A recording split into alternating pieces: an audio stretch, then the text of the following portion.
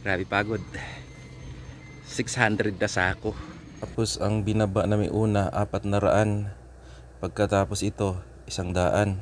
Tapos itong sa kabila, 100, kaya 600. So, shoutout nga pala sa lahat mga OFW dyan na nagpa-part-time kapag walang overtime, no, sa pabrika. Ganito po yung ginagawa natin, lalo na saludo ako sa mga tatay dyan, sa mga nanay na nagpapakahirap para sa mga anak. At syempre, gusto rin makaipon. Kaya shout out po sa lahat ng inyong sakripisyo. At syempre naman po, yung nasa Pilipinas ay nagpapasalamat din naman po ako sa lahat ng aking mga kaibigan dyan. Lalo na si paring Jessica Banela. Dahil nung ako'y umuwi dyan ay talaga namang sinundo ako sa airport at hindi ako pinagbayad. Grabing taong talagang sobrang bait. At syempre si Rico, si Boss Rico na nang libre pa ng pagkain sa halip na ako ang nang libre. Ako pa yung nilibre, no? Kaya maraming salamat. At syempre sa aming tatay-tatayo na si Kuya Al. Kaya maraming salamat. So ganito lang po lang dito. Ganito lang po ang aming trabaho kapag walang overtime. Kasi 2 months na akong pang araw. Tapos ngayon binalik ako sa panggabi. Tapos December pang umaga na naman. Kaya part-time talaga tayo nito. Kasi December hindi na naman tayo makapag-part-time dahil pang umaga na. Kapag pang umaga talaga wala tayong mahihita o wala tayong kikitain, no, sa pabrika. Kasi kahit sabihin nating malaki-laki na yung sahod dito sa Taiwan, 26,400 yung basic, no, kung walang overtime talaga. So yun yung sahod namin dito. So yun nga lang, kapag kinaltasan na ng broker, 1.5. Tapos sa tax, sa tawag to healthcare, ganyan, sa bahay, ano pa ba, yun yung mga kaltasan. Syempre sa allowance mo dito, ang bahay ko dito na binabayaran is 2.8. Minsan inaabot pa ng 4,000 kasama kuryente. Kaya medyo mahirap po talaga kapag umaasa ka lang sa sweldo mo.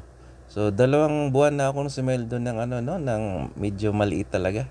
Kapos na kapos. Kaya kahit anong hirap ng trabaho na naranasan natin ngayon ay ginagawa natin. Wala na tayong pasyal-pasyal muna ngayon. At hindi na rin tayo hindi na rin tayo nakapag-fishing. So kung nakapag-fishing man tayo minsan, ay hindi na rin tayo nakapag-vlog dahil madalian na, no, para makauwi na rin, makapagpahinga.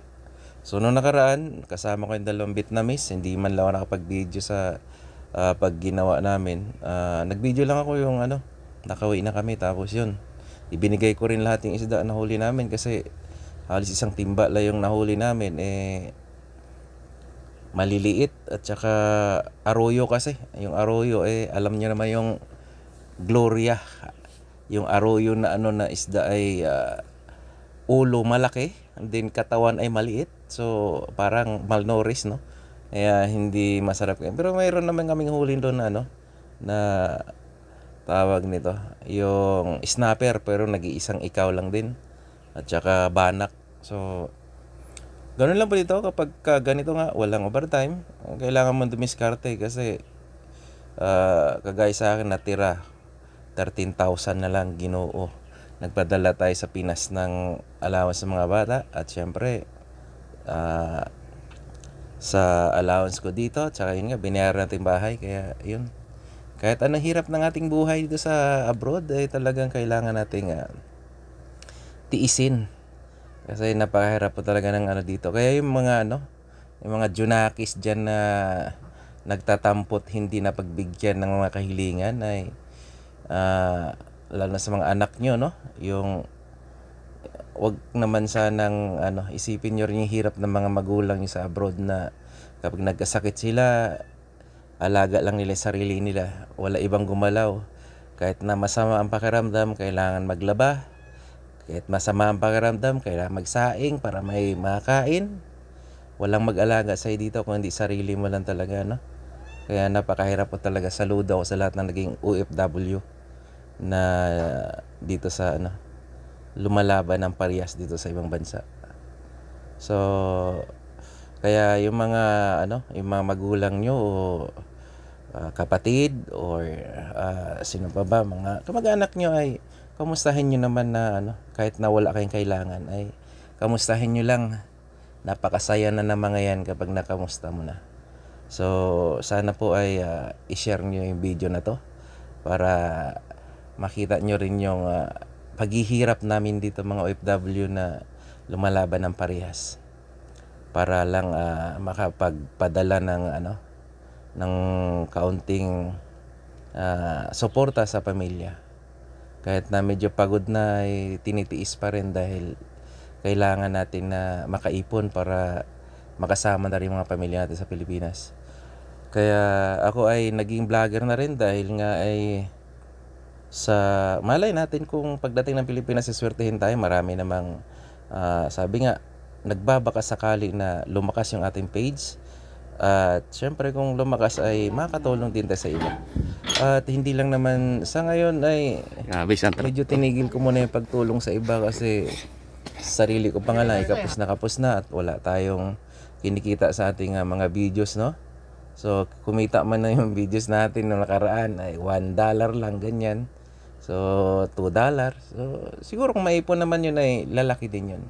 So ito na yung pangatlong pwesto. So ito na 100 piraso. Huli na to, ibababa na to. Kaya sobrang nakakapagod talaga, no? So mga idol, mga kadads ma'am, mga mamski at dadski, no? At mga junakis natin dyan na medyo nakalimot sa sa kanilang mga magulang sa OFW ay sana ay kamustahin yung mga magulang nyo kung okay pa ba sila o kahit sabihin na lang natin na kamusta na po kayo, mag-ingat po kayo palagi, ay napakalaking bagay na po sa inyong mga magulang yan na nasa malayo dahil nga ay ang inyong mga magulang ay nagpapakahirap dito sa ibang bansa na para may padala sa inyo. Kaya kung minsan na hindi ginapagbigyan yung mga kagustuhan ay huwag kayong masyadong sumama ang loob kasi kung makikita nyo lang yung ginagawa ng mga OFW dito ay sobrang hirap. Akala nyo lang yung mga picture nilang napakaganda ng mga pinapasyalan nila. Bihirang-bihira lang po mangyari yun. At saka kung nagpa-picture man sila sa mga magandang lugar, magandang kainan ay yan po ay isang lang yan. Isang beses lang sa isang buwan. Kaya kung makita nyo na akala nyo okay. Kaya ako pinakita ko na yung hirap ko dito para naman na makita din ng iba ang katotohanan sa likod ng mga picture na mga gandang picture, no?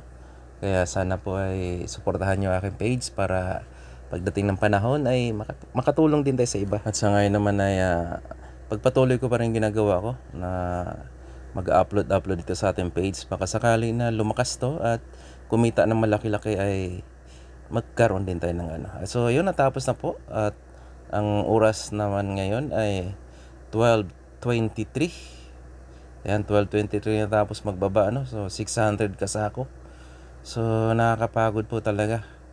Pero wala kailangan nating gawin yan kasi wala tayong ibang inasahan kundi sarili lang. At wala rin tayong ibang puhunan kundi ating katawan lang. Kaya kaunting ingat lang din mga kababayan ko, mga OFW na nandito sa ibang bansa. So shout out po sa lahat ng sumusuporta sa ating page, no? At huwag kalimutan mag-share, mag-like, mag-follow. Sana po ay kaunting lang po, suporta lang po ang ating inihiling sa inyo. At ito na, umalis na yung truck. So talagang sobrang pagod po talaga. At yan, inaalok na ako ng laupan para kumain. May naman, may sabi nga, Quincelo de Bobo. So kain muna tayo mga idol bago umuwi. Ayan, tiningnan natin yung panahon ay sobrang init. Pero yung simoy ng hangin ay malamig na dito, no? Kaya kahit sobrang init naman ay okay lang dahil malamig-lamig na rin yung hangin. Kaya okay lang, bawi-bawi lang din. So ito yung pagkain. Ayan. So kakain muna tayo bago umuwi para pagdating sa bahay magpahinga na lang at mamayang hapon ay papasok na naman, diba? So maraming salamat po sa inyong panonood. Sana hindi ko na sayang ang inyong panahon. Bye bye. See you on next video.